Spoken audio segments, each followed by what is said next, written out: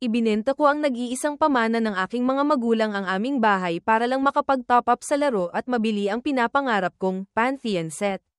Sa tingin ng lahat, isa lang akong binatang nalululong sa online game. Pero ako lang ang nakakaalam, wala pang 2 linggo. Magsasara na ang server ng larong Arcadia. Sa araw na iyon, magbabago ang lahat. Ang buong mundo ay magiging katulad ng laro. Lahat ng nasa loob ng Arcadia mula sa mga simpleng halimaw tulad ng mga undead hanggang sa malalakas na demon lords ay lilito sa totoong buhay. At ang mga manlalarong napanatili ang kanilang game characters ay magmamana ng kanilang mga abilidad at kapangyarihan. Maging ang mga alagang pets o mounts sa laro ay makakasama mo sa realidad. Sa nakaraang buhay ko, sumabay ako sa uso at ibinenta ko ang aking account.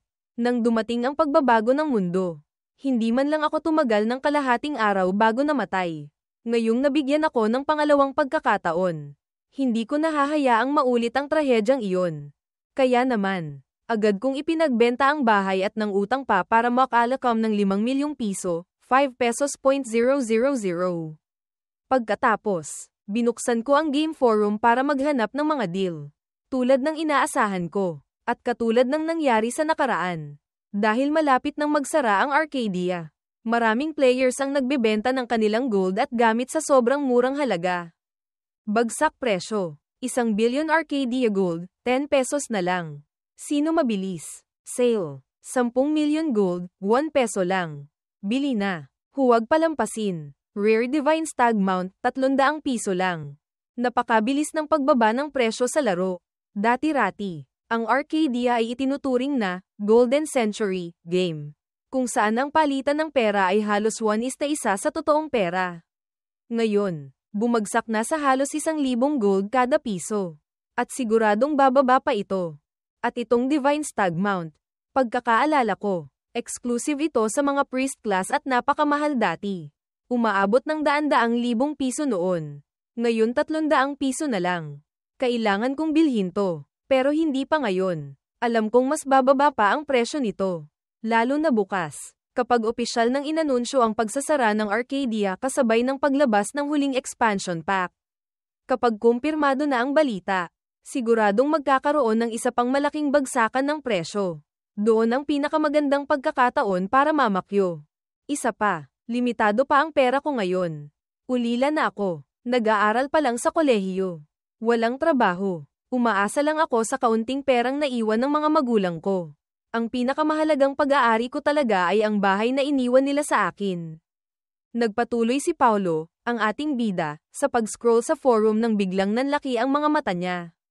For sale, dagdag 1-2 win god staff. Unique max level mago weapon. Rush sale 600 pesos. Lintik, pati ba naman ang pinakamalakas na sandata para sa mago class. Binibenta na rin. At dagdag 1-2 pa. Tamang-tama, mago rin ang class na nilalaro ni Paulo. Gusto niya itong bilhin. Pero 600 pesos. Sobrang mahal. Hindi niya kaya. Anak nang. Ano bang iniisip ko? Nagngit-ngit si Paulo at napahampas sa mesa.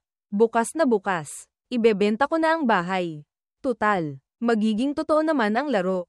2 linggo na lang. Magbabago na ang mundo. Paglabas ng mga halimaw. Anumang gusali. Gaano man katibay, ay magiging abulang sa atake nila. Lalo na ang isang simpleng bahay. Kung hindi ko ibebenta ngayon, kailan pa? Kaya agad akong naghanap ng real estate agent. Dahil ang bahay namin ay nasa magandang lokasyon malapit sa University Belt. Maraming agent ang naging interesado. Mabilis na may nag-alok ng magandang presyo, 3 na milyong piso. Okay na presyo ito sa Maynila. Kahit cash ang bayad. Kailangan pa rin ng kontrata. Kasama na ang bayad sa agent, transfer fees, at iba pa. Pinakamabilis na matatapos ito kinabukasan. Hindi naman ako nagmamadali dahil marami pa akong kailangang gawin. Una, mangutang. Nasa pangalan ko pa naman ang titulo ng bahay. In-input ko ang mga detalye ko sa iba't ibang online lending apps. Mabilis na nag-alok sila ng kabuuang credit limit na mahigit 1 na milyong piso. Pero kulang pa rin. Hindi na ako makautang pa sa mga app. Okay lang. May iba pa akong paraan. Sumakay ako ng taxi papunta sa isang madilim na eskinita sa Tondo. Ito ang lugar na taguan ng kung ano-anong ilegal na gawain sa Maynila. Dito naglipa na ang iba't ibang klaseng tao, mga siga, sugarol, at kung sino-sino pa. Isang lokal na karakter na kilala bilang si Boss Vic ang may-ari ng isang tindahan dito. Sa labas, mukha itong ordinaryong sari-sari store. Sa labas, mukha itong ordinaryong sari-sari store. Pero sa loob, ito pala ay isang maliit na pasugalan. Ang pangunahing negosyo ni Boss Vic ay ang magpautang. Si Paulo ay taga roon din at may bahay pa siyang nakapangalan sa kanya. Kaya naman, hindi naging mahirap para sa kanya na makaharap si Boss Vic para mangutang. Magkano kailangan mo? Diretsong tanong ni Boss Vic. Tinititigan si Paulo na parang sinusuri ang pagkatao nito. Medyo malaki po ang kailangan ko. Boss Vic, sagot ni Paulo. Matagal ko nang naririnig ang pangalan nyo. At alam ko rin po ang patakaran dito. Kailangan ko po ng 2 milyon, 2 pesos .000, para sa isang, sabihin na nating risk, pinakamabilis, 3 buwan. Maibabalik ko po, 2 milyon. Bahagyang nagulat si Boss Vic. Anak ng tokwa, ang lakas ng loob ng batang to mangutang ng ganito kalaki. May bahay po ako sa may University Belt. Maganda po ang lokasyon. Paliwanag ni Paulo. Doon nagliwanag ang mga mata ni Boss Vic. Pero mabilis din itong napalitan ng malamig na ekspresyon. Bata, hindi mo ba alam ang patakaran? Kung isasangla mo ang bahay, kailangan kasama mo magulang mo. Wala na po akong mga magulang. Boss Vic, ako na lang po mag-isa ang nasa titulo. Sagot ni Paulo. Natigilan sandali si Boss Vic. Saka tumingin sa isa niyang tauhan. Lumapit ang tauhan. Kinuha ang kopya ng titulo o anumang patunay na dala ni Paulo, o marahil ay may koneksyon siya para ma-verify ito. At pumunta sa isang computer sa gilid. Maya-maya lang, bumalik ang tauhan at tumango kay Boss Vic. Senyales na totoo ang sinasabi ni Paulo. Sige, mapapahiram kita, sabi ni Boss Vic, pero 1.6 milyon lang. Agad niyang binabaan ang halaga. Wala kang babayarang interes sa unang 2 buwan. Pagkatapos ng 3 buwan, 2 milyon, 2 pesos .000, ang isasauli mo sa akin. Kapag hindi mo nabayaran, akin na ang bahay mo. Deal. Instant transfer na ba yan? Boss, walang papeles. Medyo nagtaka si Paulo. Papeles. Ngumisi si Boss Vic. Hindi ko kailangan yang titulo mo. Ano namang gagawin ko dyan? Pero wag kang magkakamaling tumakas. Bata, kilala ang pangalan kong Vic Chu sa buong Maynila. Subukan mong takbuhan ang utang mo. Baka pati pangalan mo mawala sa census. Pero kailangan ko po talaga ng 2 milyon. Nag-aalangang sabi ni Paulo. Pero sa ilalim ng matalim na tingin ni Boss Vic, nagkunwari na lang siyang sumusuko. Sige po, Boss Vic, 1.6 milyon. 3 buwan. Babayaran ko kayo. Mabilis na may pumasok na pera sa phone ni Paulo, 1.6 na milyong piso. Grabe, 3 buwan lang. 400 pesos agad ang tubo. Ang tindi. Pero wala na siyang pakialam. 3 buwan. Pagkalipas ng 2 linggo, baka wala na akong mahagilap na pagbabayaran ng utang na to. Walang anumang bigat sa kalooban. Sumakay ulit si Paulo ng taxi pauwi.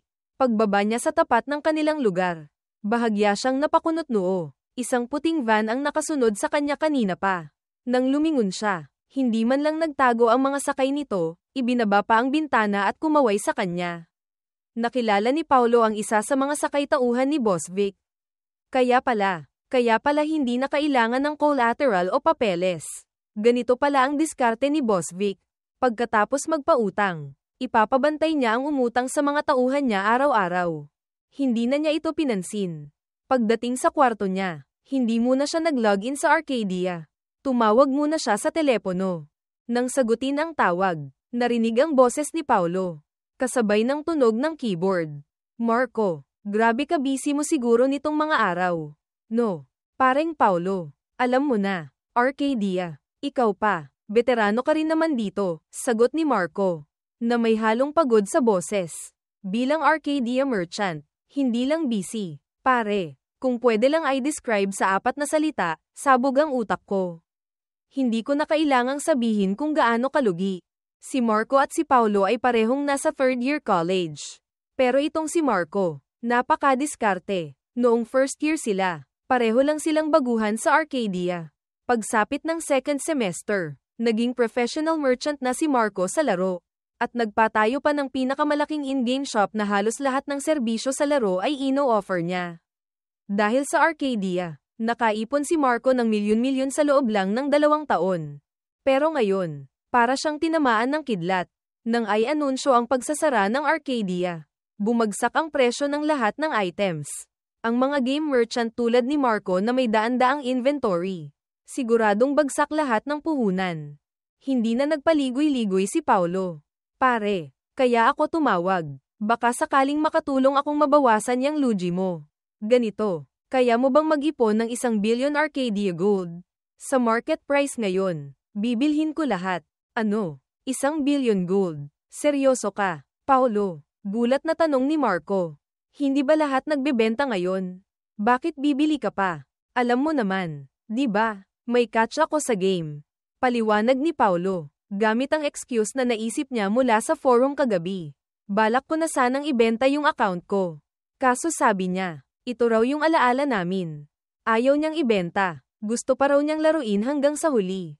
Gusto pa raw naming pasyalan yung mga lugar na hindi pa namin napupuntahan. Lahat ng mapa gusto niyang makita. Hindi na siya nagpaka-inosente, gumawa siya ng makatwirang dahilan para sa kanyang gagawin. Ayos ka pala, pare. Tunay na umiibig. Tawa ni Marco. Agad namang dinugtungan ni Paulo. Hindi naman sa ganun lang. Pare, matagal na rin nating nilaro to. Imposible namang walang sentimental value. Saka ngayon, bagsak presyo lahat, yung mga gamit at pets na gusto natin dati pero di mabili. Ngayon kakarampot na lang ang presyo. Gusto ko ring maranasan yung feeling na sobrang lakas. Para at least, walang regrets. May punto ka dyan, sabi ni Marco, na bilang veterano rin sa laro ay nakaka-relate sa sentimientong iyon. Natawa pa siya, kung sa bagay, baka dapat bumili na rin ako ng pangmalakasang set.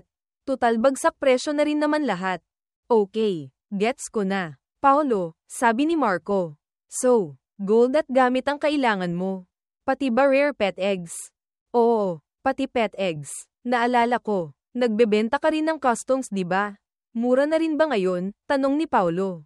Sa Arcadia, maraming magagandang customs. Pero pampaganda lang ito at walang dagdag stats. Karaniwang pambenta lang sa mga babaeng players. Pero balak ni Paulo na bilhin lahat ng customs na mahahanap niya. Pagkatapos ng announcement, bumagsak din ang presyo ng mga ito. Murang-mura na lang. Ang pinakamahalaga, ang mga customs na ito, kahit walang stats, ay may isang katangian, hindi nasa Ira, indestructible. Kapag naging totoo na ang laro, lahat ng nasa laro ay magiging totoo rin. Ibig sabihin, mananatili ang indestructible property ng mga customs na ito. Napakalaking bagay nito dahil hindi mo na kailangang mag-alala na mapupunit o masisira ang suot mo habang nakikipaglaban sa totoong buhay. Meron pa akong mahigit 500 sets ng customs dito. Pare, panlalaki at pambabae, mga tig 200 plus sets. Sigurado ka, lahat kukunin mo? Tanong ni Marco. Hindi lang yan, sabi ni Paulo. Gusto ko ring makumpleto ang isang mago set. Yung pinakamalakas, kung pwede. Dagdag 10 pataas. Di ba may nakita ako sa forum na dagdag 1 to win god staff? Nakita ko bumaba na sa 300 pesos, pakicheck mo nga kung available pa. Bilhin mo na kung kaya. Wow, pare, ang laki ng gagastusin mo ah.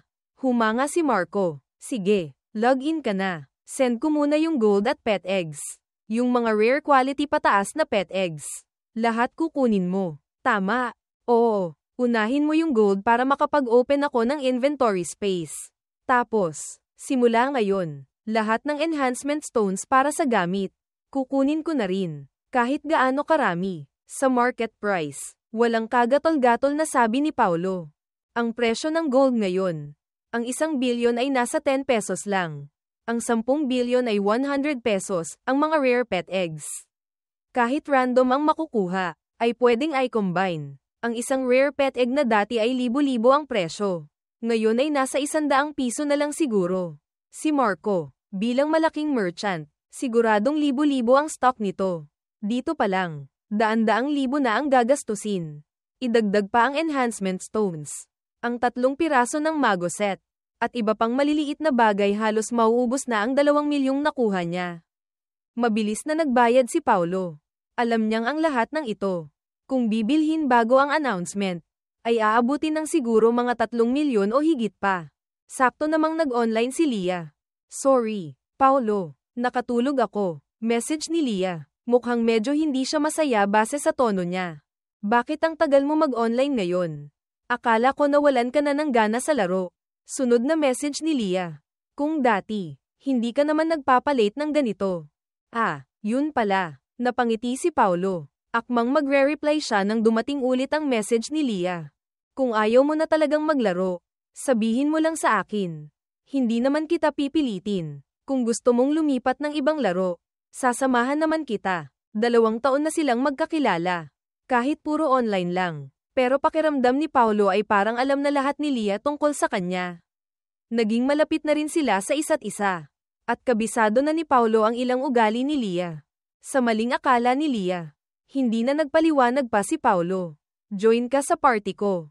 Punta ka sa warehouse. Dali. Sumali si Leah sa party at pumunta sa tabi ng warehouse NPC.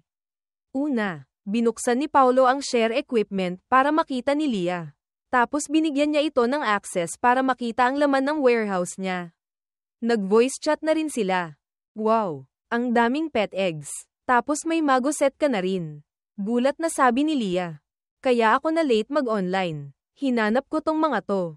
Sabi ni Paulo, hindi ba bagsak presyo lahat ngayon? Yung mga dati nating di mabili. Kaya nang bilhin ngayon. Sabi ko naman sayo, sasamahan kitang maglaro hanggang sa huli. Kung maglalaro tayo, lubusin na natin. Hintayin mong makumpleto ko yung mga gamit natin. Pag malakas na tayo, pupunta tayo sa Twin Hearts Lake Dungeon. Tapos aakyat tayo sa Sky Palace map. Teka, natin. Sabi mo, kumuha ka rin ng gamit para sa akin, gulat na tanong ni Leah. Hindi kaya yung Moon Goddess set yun. Ang Moon Goddess set ang pinakamataas na set para sa level 100 Priest class. Kahit ngayon, hindi madaling makuha ito. Ang Mago set na nakuha ni Paulo ay nagkakahalaga pa rin ng mahigit kalahating milyon kahit bagsak presyo na. Isipin mo na lang kung magkano ito dati siguradong aabot ng daan-daang milyon. Oo, sagot ni Paulo. Pinapahanap ko na kay Marco. Sa ngayon, wala muna tayong ibang gagawin kundi ay combine lahat ng pet eggs na to. Baka makabuo tayo ng 2 mythical eggs. Saan ka kumuha ng ganyang kalaking pera? Paulo, hindi agad nag-isip si Leah tungkol sa mga gamit, tila may nahulaan siya sa tono ng boses niya. At may halong emosyon itong biglang sumulpot. Hindi pwede. Pangarap ko to. Hindi pwedeng ikaw lang ang gagastos. May konti pa akong ipon dito. Bigay ko sayo. Naisip niyang dahil ideya niya ang maglaro hanggang magsara ang server. At ngayon si Paulo ang nagsasakripisyo para tuparin iyon. Gusto niyang mag-ambag. Huwag na, tanggi ni Paulo. Sa isip niya, kailangan niya ng support. At swak sila ni Leah. Isa pa. Nagsisilbing dahilan si Leah sa kanyang pagbili ng maraming gamit. Kaya ang pagkuha ng set para kay Leah ay maliit na bagay lang. Ang problema lang ay ang bilis maubos ng pera. Sa 3 na milyong piso mula sa benta ng bahay. 1 na milyong piso mula sa online loans. At 1.6 na milyong piso mula kay Boss Vic. May natitira pa siyang 4.6 na milyong piso. Hindi 4.8 million pesos ang computation sa original. Tinatama ko lang. Kapag nabili na ni Marco ang 2 set, malamang mababawasan na naman ito ng halos 2 na milyong piso. Marami pa siyang kailangang bilhin kaya kulang pa rin talaga ang pera. Pero kahit gaano pa kakulang, hindi niya pwedeng kunin ang ipon ni Leah. Magkano lang naman yun? Nakita ni Leah na tumanggi si Paulo. Kaya sinabi niya ulit, kunin mo na. Kahit hindi gaano kalaki, makakabili na yan ng isang sacred artifact yung presyo dati ha. Natigilan si Paulo. Matagal bago siya nakapagsalita. Grabe, ang yaman mo pala. Dati, ang isang sacred artifact, 6 na milyon piso yun. Ganoon kalaki ang ipon mo sa baon at aginaldo. Yung mga naipon kong aginaldo simula bata. Tapos yung mga baon na hindi ko nagagastos. Tinabi ko lang lahat. Mahinang tawa ni Leah. Ngayon ko lang nalaman. Mayaman ka pala. Totoong nagulat si Paulo. Baon at aginaldo na umabot ng mahigit 6 na milyon. Anong klaseng pamilya meron si Leah? Transfer ko na sa bank account mo ha. Yung binigay mong number dati. Sabi ni Leah. Simula ngayon, hati tayo sa gastos sa laro. Kapag kulang pa, sabihan mo ako agad. Narinig mo. Medyo may pagkabasi ang tono ni Leah, na parang nagtatampo ng kaunti. Pero imbes na sumagot, nag-send si Paulo ng hug, action request sa laro. Ano ba yan? Sabi ni Leah. Pero tinanggap din niya agad ang request. Sa sandaling iyon, naramdaman ni Paulo ang kakaibang init at ginhawa. Dahil sa perang galing kay Leah, hindi na niya kailangang masyadong mag-alala sa pera sa mga susunod na hakbang. Sapat na ang pera nila ngayon. Siyempre, hindi kailanman nagiging sapat ang pera. Lalo na't alam niyang magiging totoo ang lahat ng nasa laro. Habang bagsak presyo pa, ang mga gamit at items sa loob ng Arcadia ay dapat lang naipunin hanggat kaya. Kahit hindi niya magamit lahat, pwede niyang ipamigay o ipagpalit sa ibang bagay pagdating ng araw. Pagkatapos noon, nagsimula ng mag-synthesize ng mga pet eggs sina Paulo at Leah. Ang mga alagang hayop, pets, sa larong Arcadia ay napakalakas na kasama sa laban. Pero depende pa rin ito sa grado, quality tier, ng pet. Sa pagiging tugma nito sa may-ari. At kung bagay ba ito sa class o propesyon ng player. Halimbawa, ang class ni Paulo ay isang wind god, isang uri ng mago na hindi pa niya nakukumpleto ang rebirth quest sa God's Forbidden Land. Pagkatapos nito, makukuha niya ang titulong ito. Ang wind god ay isang mago class na may napakataas na survivability at maraming skill na malawak ang sakop, AoE. Sa isang party, isa siyang malakas na damage dealer na hindi gaanong umaasa sa proteksyon ng mga kasama dahil sa lawak ng atake niya. Kaya ang pinakamagandang pet para kay Paulo ay yung magic type din. Mas maganda kung fire type. Ang hangin, wind, ay nagpapalakas sa apoy, fire. At maraming wind god skills ang pwedeng isabay sa fire magic para sa mas malakas na damage. Ang kalidad ng mga pet ay nahahati sa 5 pangkaraniwang grado, karaniwan, mahusay, bihira, namumukod tangi, at perpekto. Bukod pa rito, may 3 mas mataas na grado. Ang mga tinatawag na higit sa karaniwan, alamat, epiko, at mythical. Ang mga pet egg naman ay may iba't ibang kulay o antas na tumutugma sa posibleng makuha. Kitang-kita kung gaano kamahal at kahirap makakuha ng magagandang pets. Lalo na ang mga mythical. Dati, ang isang rare, kulay asul na itlog, ay nagsisimula sa 10 pesos, pero ang tsansang makakuha ng rare pet mula dito ay maliit, 80% tsansa na excellent lang ang lalabas. Pero ngayon, iba na ang presyo. May hawak si Paulo na 1.000 asul na pet eggs, rare quality eggs.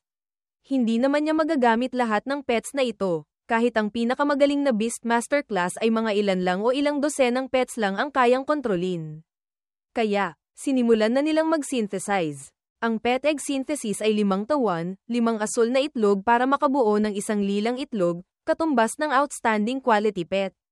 Mas mataas sa rare, dahil mababa ang tsansa. Ang 1.000 asul na itlog ni Paulo ay sapat lang para makabuo ng 2 makulay na itlog, ang pinakamataas na resulta ng synthesis.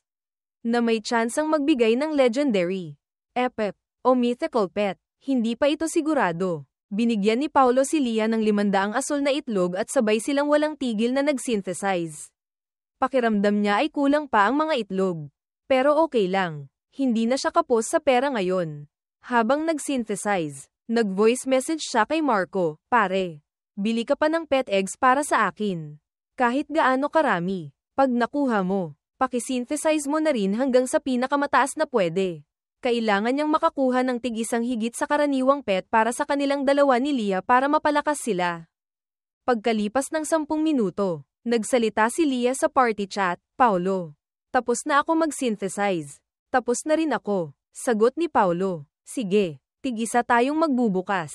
Ako muna." Wala siyang nararamdamang kaba. Kung dati ito, ang halaga nito ay nasa 5 hanggang 6 na milyong piso. Siguradong mabilis ang tibok ng puso niya. Kahit ngayon, nagkakahalaga pa rin ito ng malaking pera. Pero naranasan na ni Paulo ang mamatay, hindi na siya basta-basta natitinag. Binuksan niya agad ang itlog. Isang makulay na liwanag ang sumabog. Sobrang liwanag na halos hindi na nila makita ang nasa harapan.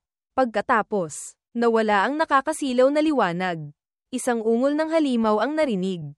Sabay na nagmulat ng mata sina Paulo at Leah. Sa harap nila ay lumitaw ang isang maliit at mukhang cute na Stegosaurus. Na may mga tila pamaypay na buto sa likod. Mukha itong chibi version ng sinaunang dinosaur. Ang ganitong pet ay lumalaki lang hanggang mga 2 metro. Gayunpaman, isa itong pet na may napakataas na depensa. Karamihan sa mga pet sa Arcadia ay pwedeng sakyan. Kapag sinakyan ng may-ari ang maliit na Stegosaurus na ito, sasaluhin nito ang 80% ng damage na tatama sa may-ari.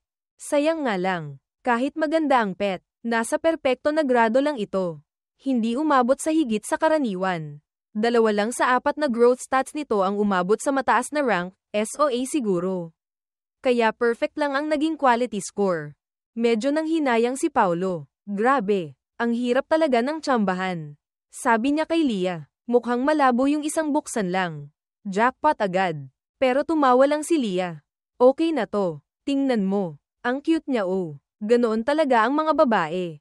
Mahilig sa mga cute. Sige, sayo na lang. Nakangiting sabi ni Paulo. Hindi naman niya kailangan ng maliit na dinosaur na ito.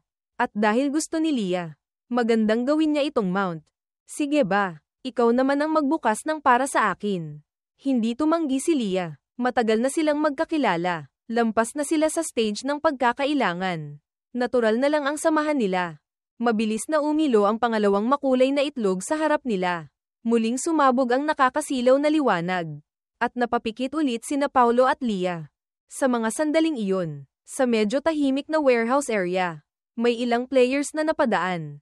Sabi ng isa, "Uy, tingnan nyo, mukhang may nagbubukas ng rainbow egg doon.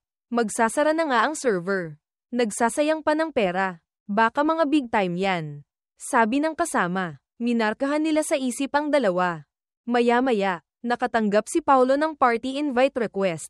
Pero agad din itong binawi. Hindi man lang niya nakita ang pangalan ng nag-request. Pero alam niyang nakita nito ang pangalan niya. Agad na naintindihan ni Paulo na markahan na sila ng mga gold farmer. Gold farmers. Malamig nang umisi si Paulo sa kanyang isipan. Sa loob ng laro, walang batas na katulad ng sa totoong buhay. Kaya ang mga taong may masamang ugali ay nagiging walang pakundangan. Ginagawa nilang libangan ang pagpatay ng ibang players para nakawin ang gamit. At tinatawag nila ang sarili nilang gold farmers na bubuhay sa pagnakaw ng gamit para ibenta. Alam ni Paulo na walang limitasyon ang mga taong ito sa laro.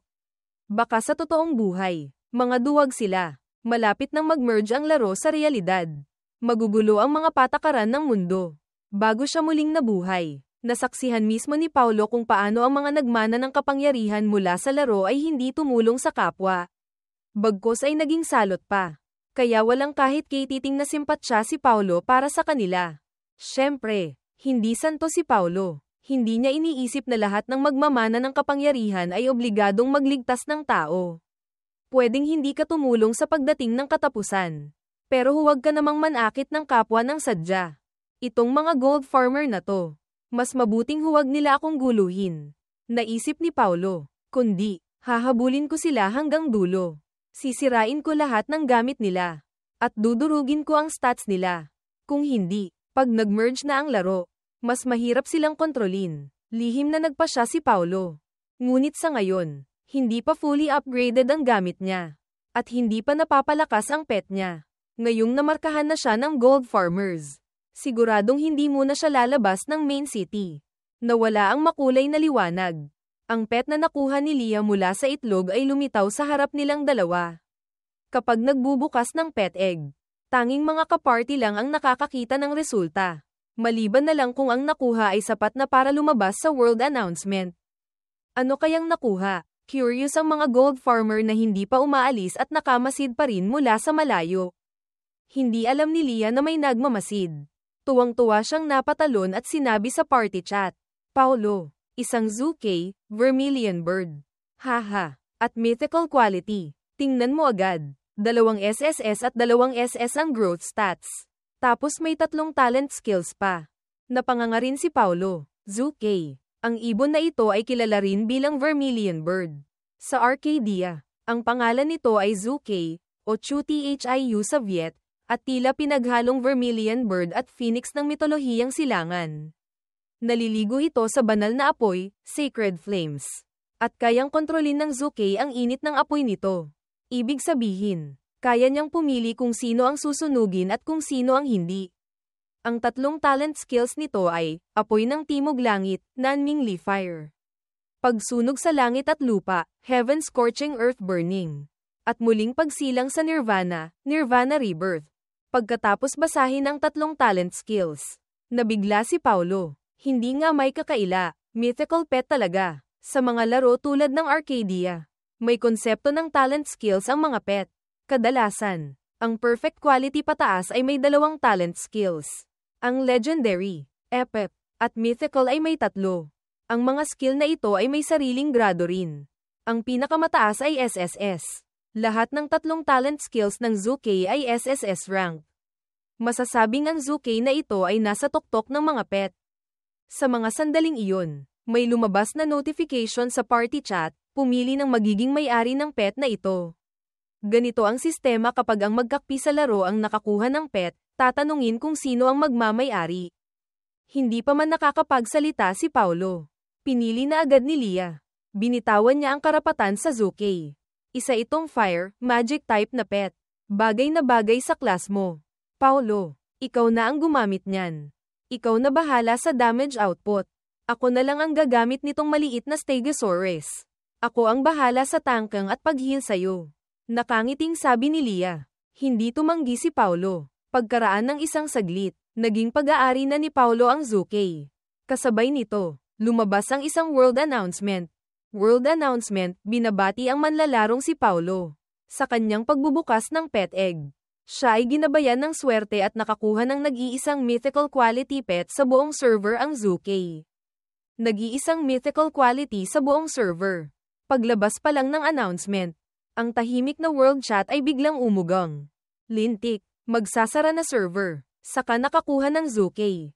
Anong silbi niyan? Wala, hanggang Pasko lang yan. 15 days na sawa. Grabe talaga tong Arcadia. Di na naawa sa players. Hoy, yung reklamador. Buhay ka pa pala. Akala ko nag-quit ka na. Hindi pa. Hanggang sa huli. Pero pagod na kong magreklamo. Maraming diskusyon sa world chat. Pero karamihan ay pangungutya sa game company. Marami ring nagtatanong kung bakit pa naglabas ng ganoong pet kung kailan malapit ng magsara, sayang lang daw sa pera. Hindi pinansin ni Paulo ang world chat. May kailangan siyang gawin. Namarkahan na siya. Sa loob ng main city. Bawal ang player killing, PK. Pero hindi ito absoluto. May mga NPC guards. Pero kung mag-earnpike ka, hahabulin ka nila. Level 180 ang mga NPC guards. Samantalang ang kasalukuyang level cap ay 100 pa lang. Siyempre, nag-post na naman ng announcement ang Arcadia sa official website nila. Una, humingi ng paumanhin. Pagkatapos, inanunsyo na handa na ang bagong expansion at ilalabas ito mamayang 2:00 ng hapon, 2 p.m. Tataas din ang level cap sa 120. Sa huli, muling humingi ng paumanhin ang buong development team. Sinabi nilang labag din sa loob nila na isara ang larong tumakbo ng 20 taon. At nagpahayag ng malaking panghihinayang. Pero tungkol sa dahilan ng pagsasara, isang linya lang ang sinabi, dahil sa mga teknikal na dahilan. Anong teknikal na dahilan ang magpapasara sa isang larong 20 taon nang tumatakbo? Maraming hindi makaintindi. Kahit si Paulo na nabuhay muli ay hindi rin sigurado sa detalye. Pero alam niyang hindi ito kagustuhan ng game company o ng mga developers. Dahil ang larong ito ay malapit nang mag-merge sa totoong mundo. Ang kailangan ni Paulo ngayon ay magpalakas pa.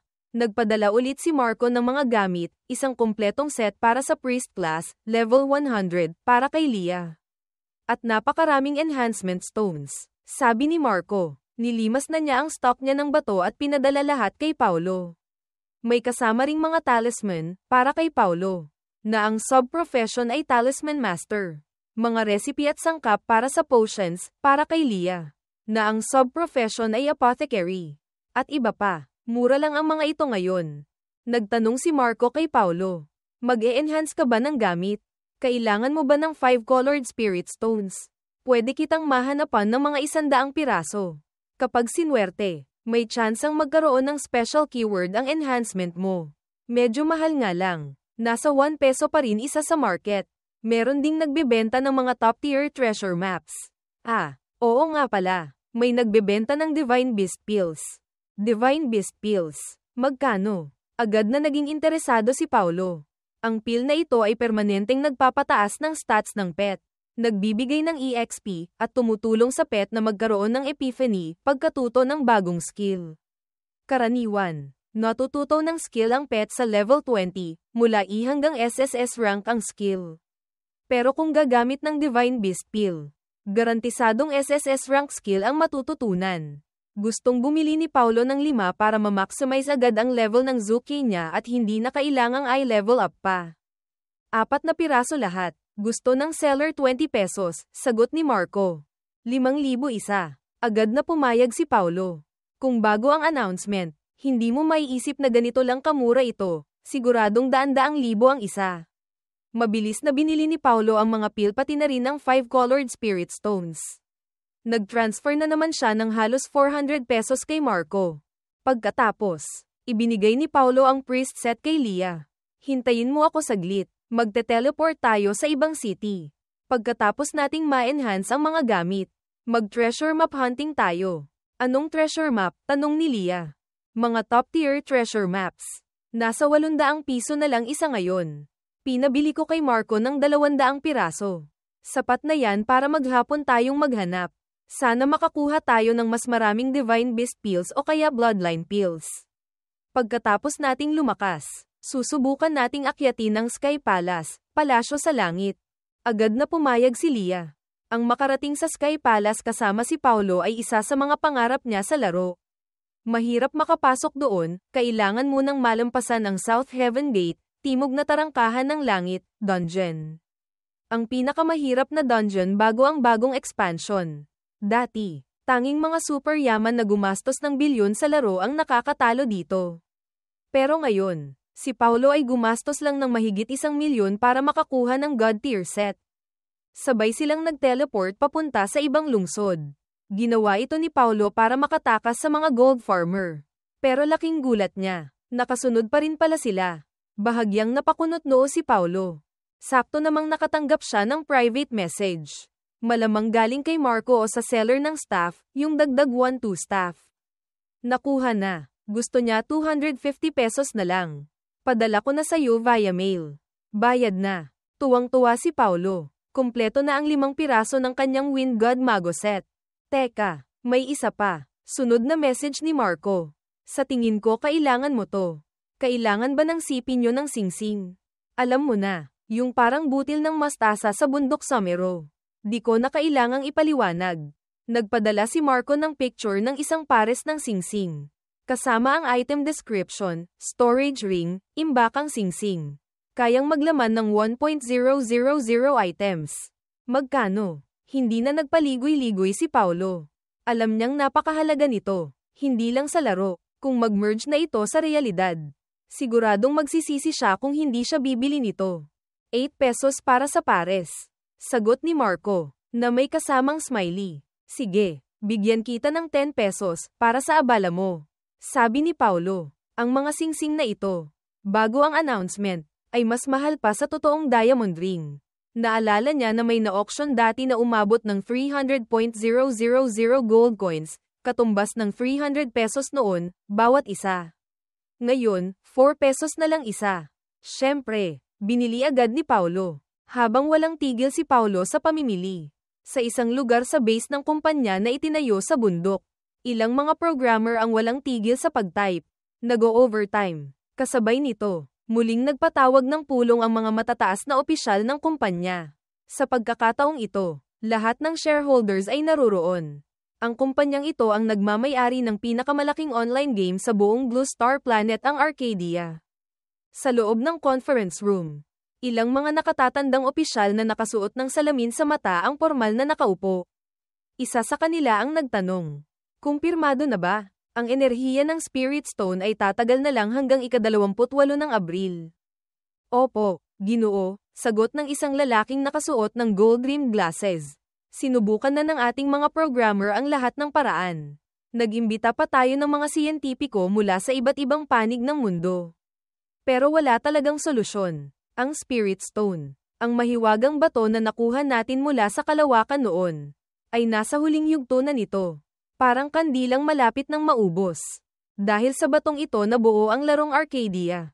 Sayang naman, sunod-sunod na buntong hininga ang maririnig mula sa marami.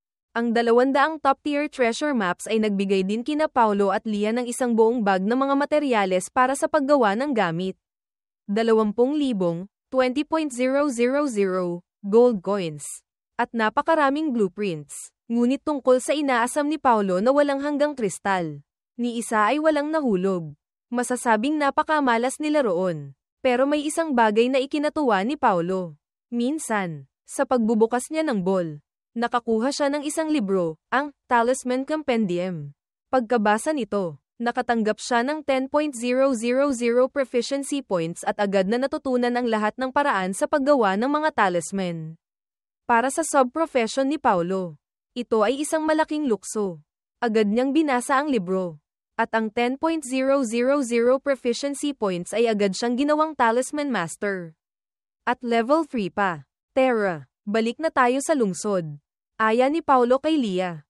Nagbalik sila sa lungsod Buwan Tala. Ang dahilan ng pagbalik nila dito. Ang lugar na ito ay kabilang sa mga pribadong teritoryo. Sa madaling salita, dito, halos lahat ay pwedeng ibenta. At halos lahat ay pwedeng bilhin ng mga manlalaro kasama na ang mismong lungsod Buwan Tala. Balak ni Paolo na bilhin ang lungsod na ito. Sa Arcadia, maraming malalaking lungsod. Ang mga ito ay tinatawag na mga pangunahing lungsod. Ang mga pangunahing lungsod na ito ay kontrolado ng mga makapangyarihang puwersa sa loob ng laro. Ang Arcadia ay isang malawak na mundo kung saan nagsasama-sama ang iba't ibang lahi tulad ng mga diwata, higanti, orko, kaluluwang di patay, at marami pang iba. Ang mga naghahari sa mga pangunahing lungsod ay ang mga itinuturing na mga Diyos o makapangyarihang nilalang sa Arcadia. Ngunit dahil napakalawak ng mundo at hindi pantay ang lakas, nagkakaroon ng pang-aapi at pagsasamantala, na nagbubunga ng pagtutol. Kaya bukod sa mga pangunahing lungsod, marami ring ibang lungsod na naitayo, sa paulit-ulit na proseso ng pananakop at pagpapalaya sa storyline ng laro. Maraming lungsod ang naiiwang abandonado o kakaunti na lang ang nakatira. Ang mga lungsod na ito, na ayaw ng pamahalaan ng mga Diyos, ay naging paraiso para sa mga manlalaro. Maraming mga alyansa o guilds, kapag sapat na ang kanilang yaman, ang bumibili ng ganitong lungsod para gawing punong himpilan. Sa kasagsagan ng larong Arcadia, ang halaga ng isang punong himpilan ng alyansa ay hindi biro maihahalin tulad ito sa halaga ng isang nakalistang kumpanya sa stock market, na nagkakahalaga ng mga 10 bilyong piso, 10 pesos .000.000. Ngunit ngayong inanunsyo na ang pagsasara ng laro, maraming alyansa ang nagsimulang ibenta ang kanilang mga ari-arian sa laro, tulad ng mga lungsod. Siguradong walang manlalaro na sapat ang pagkatanga para bumili pa nito. Tutal, mawawala na rin naman ang laro. Ano pa ang silbi ng isang lungsod? Aasa pa ba silang mapapanaginipan nilang makakabalik dito? Pero ang mga lungsod sa laro, kahit hindi bilhin ng ibang manlalaro, ay pwede namang ibenta sa ilang mga NPC. Ang problema lang, sobrang baba ng presyo na inaalok ng mga NPC na ito. Ngunit si Paolo ay may dalang 10 bilyon Arcadia Gold. Nang balak niyang bilhin ang lungsod Buwan Tala, ang may-ari nito ay isa ring manlalaro. Medyo kilala pa nga sa laro si Boss Ramon, ang pinuno ng isang malaking guild. Hindi ba ikaw yung tanga raw na bumili ng Rainbow Egg tapos nakakuha ng Zookey? Kilala pala ni Boss Ramon si Paolo at ito pa ang unang bumati. Nakaupo si Boss Ramon ng may awtoridad sa trono ng City Lord sa loob ng City Lord's Mansion. Pero halata ang pagod at panghihina sa itsura nito. May ilang NPC din doon na halatang kanegosasyon niya. Binili ko ang lungsod na to noon ng 10 bilyong ginto. Bulong ni Boss Ramon. Puno ng hinanakit. Ngayong bumagsak ang presyo ng ginto, ubos ang puhunan ko. Tapos itong mga NPC na to, tinatawaran pa ako. 3 bilyon lang daw ang ibabayad nila. Tumingin siya kay Paolo. Kung gusto mong bilhin, 8 bilyon. Sa'yo na. 8 bilyon. Bibilhin ko, nakangiting sabi ni Paolo. Ito ang catch ko sa laro. Turo niya kay Lia na katabi niya. Gusto ko siyang bigyan ng tahanan dito sa laro. At wala na sigurong mas magarang bahay pa kaysa sa City Lord's Mansion. Diba? Nakita ni Boss Ramon na pumayag agad si Paolo sa presyo at natuwa ito. Nang marinig ang paliwanag ni Paolo sa pagbili, natawa siya. Pare, ang tindi mo magmahal. Magsasara na nga ang laro. Mukhang mahal na mahal talaga ni Mrs. ang larong to. Pero sa totoo lang, Sino ba naman ang hindi? Kayong mga bata pa. Siguro mga 3 taon pa lang kayo naglalaro. Ako, simula nang magbukas ang server na to. 20 taon na ako rito. Nang marinig ang sinabi ni Boss Ramon, parang may narinig na nabasag si Paulo sa loob niya. Sabi-sabi, si Boss Ramon ay CEO ng isang malaking kumpanya sa totoong buhay. Napakayaman, ngunit ginugol niya ang 20 taon sa larong ito. At ito ang kinahinatnan nakakaawa. Naramdaman ni Paulo ang bigat na dinadala ng nasa katanghaliang gulang na lalaki sa harap niya. Kaya hindi niya napigil ang magtanong, Boss Ramon, hindi mo ba planong i-delete na lang din ang account mo? Itong account na to, 20 taon, hindi ko rin matiis. Sabi ni Boss Ramon, pero yung mga gamit na mabibenta, ibebenta ko na. Alam naman ng marami na napakalaki ng perang ipinasok ko sa larong to. Kaya nitong inanunsyo ang pagsasara. Walang tigil ang pagbagsak ng stock price ng kumpanya ko. Malapit na akong mabankrupt. Pilit na ngumiti si Boss Ramon. Ngayon, binibenta ko na lahat ng ari-arian ko dito. Lahat ng pwedeng maging pera. Tingnan mo, itong mga suot ko. Naghahanap na rin ako ng bibili. Nang makita ang sobrang pagdadalamhati ni Boss Ramon, hindi pa rin napigilan ni Paulo na magsalita. Marami ang nagsasabi na ang laro ay ilusyon lang ng totoong buhay. Pero para sa mga tulad nating nalulong dito, parang ang totoong buhay ang naging ilusyon. Sa tingin ko, Boss Ramon, dapat baguhin mo ang pananaw mo. Kung talagang hindi na makakabangon ang kumpanya mo sa labas, bakit hindi mo na lang bitawan? Tutal, mayroon ka pa ring yaman na pangarap lang ng karaniwang tao. Bakit hindi mo na lang ituloy ang pangarap mo dito sa laro ng lubusan? Baguhin ang pananaw. Napaisip ng malalim si Boss Ramon at hindi na nagsalita pa. Mabilis na nagbayad si Paulo ng ginto at natapos ang transaksyon. Ang lungsod Buwan Tala ay pag-aari na niya ngayon. System announcement, ang lungsod Buwan Tala ay matagumpay na nailipat. Ang kasalukuyang City Lord ay si Paulo. Isang system announcement ang umalingaw-ngaw sa laro. Siyempre, sa World Chat, may mga namotya na naman. Itong si Paulo na naman. Tanga talaga. Sa ganitong panahon, bumili pa ng lungsod, hindi ba yan katangahan? Oo nga, sobrang tanga. Speaking of, Boss Paulo, nandyan ka ba? Baka may kailangan ka pa. Kung meron ako, benta ko sa iyo agad. Siyempre, tinamad nang tumingin si Paulo sa World Chat. Alam niyang wala siyang ibang mababasa kundi pangungutya o panlalait. Wala siyang pakialam. Ngunit may ilang mga manlalaro na nakaramdam na kainahinala ang mga ginagawa ni Paulo. Inanunsyo na ang pagsasara ng laro. Araw-araw may bagong paalala, pero mayroon pa ring nagpapasok ng pera. Talaga bang tanga lang siya? O may nalalaman siyang hindi alam ng iba? Isa sa mga naghihinala ay si Rico, ang pinuno ng guild ng Snowdrift. Kailangan kong makahanap ng pagkakataon para matanong ang taong yan. Naisip ni Rico, una ang Rainbow Egg, tapos ang pagbili ng lungsod. Hindi maintindihan ng marami ang mga galaw ni Paulo. Ang lungsod Buwan Tala ay pribadong lungsod na ni Paulo ngayon. Sa sumunod na 2 oras, walang tigil na nagpa-level ng mga pets sina Paulo at Lia sa Tore ng Ilusyon. Bilang paghahanda na rin sa bagong dungeon. Nag-update na ang laro kaninang 2:00. Pero alam ni Paulo na ang bagong dungeon ay aabutin pa ng hindi bababa sa 3 araw bago may unang makatapos nito. Kaya may oras pa si Paulo. Nang umabot sa level 100 ang mga pet, pwede na naman silang matuto ng isang skill. Pinakain ulit ni Paulo ng Divine Beast Peel ang Zuke. Lumabas ang ika-5 skill nito, Apoy ng Impyerno. Dinadala ng Zuke ang apoy ng impyerno sa mundo. Sa loob ng 300 metrong radius sa paligid nito, may mga biglaang susulpot na pagsabog ng apoy. Ang mga kalabang matatamaan ay makakatanggap ng malakas na magic damage at matutulala, stun, ng 3 segundo. 10 minuto ang cooldown nito at pwede pang i-upgrade. Isa itong malakas na damage skill. Pero mas akma itong tawaging area control skill. Kapag ginamit ang apoy ng impyerno, siguradong walang mangangahas na lumapit sa pwesto ng Zuke. Bagay na bagay din ito sa malakihang labanan dahil sa lawak ng sakop at lakas ng damage. Ang tanging di perpektong aspeto ay ang pagiging hindi predictable ng mga pagsabog, na nagdadala ng kaunting kawalan ng katiyakan. Pero kontento na si Paulo dito. Hindi na muna siya nagplano pang mag-upgrade pa. Tutal, kung kailangan ng materyales, Hihintayin niya ang malaking bagsak presyo bukas. Isa pa, alam ni Paulo ang oras ng paglalaro ni Leah, malapit na ang oras ng hapunan sa totoong buhay. Kailangan na niyang mag-log out. Kaya lumabas silang dalawa mula sa tore ng ilusyon. Pahinga ka na rin ha. Bukas, samahan mo ako sa timog na tarangkahan ng langit, sabi ni Leah kay Paulo.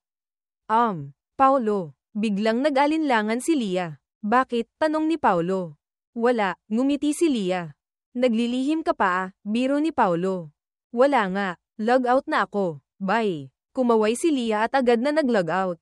Medyo nagtaka si Paulo, pero hindi na niya ito masyadong inisip. Hindi rin siya nag-log out, nanatili siya para pag-aralan ang blueprint mula sa Talisman Compendium na nakuha niya. Ayon sa nakasulat, kailangan nito ng 5 mataas na uri na batong mahika at ilang mga specific na talisman paper. Kaya niyang gawin ang mga talisman. Pero wala siyang mataas na uri na batong mahika. Siguradong mayroon si Marco nito. Agad na nag-message si Paulo sa kanya. Mabilis na nagpadala si Marco ng mga materyales. Libre na yan. Pare, regalo ko na sa'yo. Oo nga pala. Nakakuha na rin ako ng set. Pero hindi kasing ganda ng sayo. Top tier lang nakuha ko. Isang level bago ang God tier set. Haha, kahit top tier lang. Kung dati ito, nagkakahalaga pa rin ito ng 10-10 milyon. Nagpadala ng voice message si Marco. Okay lang yan. Kung gusto mo, sama ka sa amin bukas sa bagong dungeon. Mabilis na sumagot si Marco. Sige ba, pero sabi ko sa'yo ha. Merchant ako. Hindi kasing galing mo sa pagkontrol. Okay lang yan. Sundin mo lang utos ko, sabi ni Paulo. Sige, bukas. Tinapos na ni Paulo ang usapan. Hindi naman niya sadyang hikayatin si Marco na sumama. Dahil nagpakita ng interes si Marco at kumuha na rin ng magandang gamit. Natural lang na isama niya ito sa party. Pero kakailanganin pa nila ng ibang kasama para sa bagong dungeon, hahanapin na lang niya ang mga ito mamaya. Bumalik si Paulo sa City Lord's Mansion. Binuksan niya ang City Lord interface at pinili ang opsyon na kumuha ng mga tagapagtayo ng lungsod para i-renovate ang lahat ng istruktura sa loob. Dito, gumastos na naman si Paulo ng 100 milyon gold coins. Kailangan niyang gastusin ito, total. Pangit tingnan kung sira-sira ang sarili niyang lungsod. Habang ginagawa ito, napansin ni Paulo na may isa pang espesyal na opsyon sa interface, espesyal na pag-recruit. Pinindot niya ito para tingnan. Sa loob, pwede ka palang mag-recruit ng napakaraming NPC mula sa iba't ibang lahi. At ang mga NPC na ito ay pwedeng pirmahan ng kontrata ng kaluluwa. Kapag napirmahan na, hinding-hindi na sila pwedeng magtaksil. Hindi na nag-isip ng matagal si Paulo at pinili niyang tingnan ito. Kahit hindi siya sigurado kung mananatiling tapat ang mga NPC na ito kapag naging totoo na ang laro. Hindi nito napigilan ang kanyang kuryosidad na tingnan kung sino-sino ang pwedeng i-recruit. Nagulat si Paulo sa kanyang nakita. Ang mga NPC sa loob, anuman ang level at lakas, ay talagang kahanga-hanga. May lahi ng pusa-tao. Lakas, SSS. Level, 100. Propesyon, assassin. Presyo, 3 milyong gold. Bunny, lahi ng kuneho-tao. Lakas, S-level, 100. Propesyon, pari, priest. Presyo, 1 milyong gold. General Tian, lahi ng aso-tao, Tengu. Lakas, SSS. Level, 100. Propesyon, berserker. Presyo, 3 milyong gold. Foxy, lahi ng soroong diwata. Lakas, SS. Level, 100. Propesyon, mago. Presyo, 2 milyong gold. Kawalang kaluwalhatian, pinuno, Commander Drago. Lahi, taong dragon. Lakas, SSS. Level, 100. Propesyon, kabalyero, knight. Presyo, 500 milyong gold, kasama na ang 49 miyembro ng kawalang kaluwalhatian. Pagkatapos, binuksan ni Paulo ang listahan ng mga master NPC. Grabe, ang pinakamura ay nagkakahalaga ng 400 milyong ginto. Ang master ng Pormasayon ay 500 milyon pa. Hindi na nakapagtataka kung bakit maraming players ang gustong sumali sa malalaking guild dati. Lalo na yung may mga master NPC na nakabase sa kanilang lungsod. Sila pa lang, sapat ng pang-akit sa mga manlalaro. Nagngit-ngit ang mga ngipin ni Paulo at binili niya lahat. Tumaya na naman siya. Kung sa hinaharap, Magme-merge ang laro sa realidad. At mamamana ng mga players ang kanilang mga bahay, teritoryo, at lungsod, ibig sabihin. Pwede ring manahin ang mga NPC na ito. Kung magkagayon nga, ang magiging lakas ni Paulo sa hinaharap ay magiging sukdulen. Hindi lamang siya magmamay-ari ng sariling lungsod, kundi magkakaroon din siya ng lakas ng 3 grupo ng kawalang kaluwalhatian. Kasama ang suporta ng 4 na NPC na may SS level na lakas. Sa loob ng lungsod buwan tala ni Paulo, magkakaroon pa ng 4 na master sa iba't ibang larangan, sub-profession. Pagkatapos mag-merge ang laro sa mundo, kahit magdulot ito ng malawakang pagkawasak, dahil sa napakaraming bilang ng sangkatauhan sa Blue Star Planet, tiyak na hindi sila mauubos lahat. May ilan pang ang makakapagpanatili ng kanilang lakas mula sa laro. Siguradong magkakaisa ang mga tao. Bukod pa rito, nag-iimbak si Paulo ng napakaraming gamit at materyales. Ang imbentaryo ng karaniwang manlalaro ay limitado lang. Ngunit ang warehouse ng City Lord's Mansion ay maaaring maging walang hangganan. Patuloy itong pinalalawak ni Paulo. At sa kasalukuyan, walang tigil ang pagdating ng iba't ibang mga kagamitan at materyales mula kay Marco. Kasama rito ang 100 piraso ng walang hanggang kristal. Sa loob ng laro, ang 100 piraso ng walang hanggang kristal ay katumbas ng napakalaking yaman. Kung sa dating Arcadia ito, ang halaga nito ay aabot sa 10 bilyong ginto. Dala ni Paulo ang 12 piraso nito. Ibinigay niya ang kalahati kay Leah. Kasunod nito ay ang isang buong imbentaryo ng mga materyales para sa paggawa ng gamit. Kinakalkula niya na sapat ito para makagawa ng 200 set ng level 100 na crafted equipment, mga kapa, cloak, at sinturon, belt. Ang paggawa ay nangangailangan ng oras. Kahit pa 2 master NPC sina Master Panday at Master Sastre ang magtutulungan, aabutin pa rin ito ng kalahating oras. Habang naghihintay, nag-enhance ng gamit sina Paulo at Leah. Ang 4 na set ng kanilang pangunahing gamit ay nilagyan nila ng walang hanggang kristal. Kaya naging hindi na ito nasisira. Pagkatapos, walang tigil silang nag-enhance. Total, hindi na masisira ang gamit. Kaya pwede na silang pumikit habang nag-enhance. System announcement, binabati ang manlalarong si Paulo. Sa gabay ng Diyosa ng Swerte, ang iyong Wind God Volley Pendant ay matagumpay na na-enhance sa dagdag 1/6. System announcement, binabati ang manlalarong si Paulo. Sa gabay ng Diyosa ng Swerte, ang iyong Wind God Armor ay matagumpay na na-enhance sa dagdag 1/6. Sunod-sunod na enhancement announcements ang lumabas sa publiko. Ngunit sa pagkakataong ito, walang pumansin sa world chat sa kabaliwan ni Paulo. Dahil mas baliw pa sila. Ang pagkakaiba lang, si Paulo ay baliw sa pag-i-invest. Ang ibang manlalaro naman ay baliw sa pagbebenta ng gamit, paghahanap ng materyales, at pagbebenta ng mga account. Tulad ng inaasahan ni Paulo, marami na ring naghahanap at bumibili ng mga top tier na gamit sa world chat. Maraming mga streamer o content creator ang sumamantala sa pagkakataon. Pumasok sa laro para mangolekta ng mga materyales o gamit, at nag-live stream o gumawa ng video. Tutal, kahit mamamatay na ang laro, sobrang sikat pa rin ito ngayon. Kung hindi sila sasabay sa hype, kailan pa? Makalipas ang kalahating oras.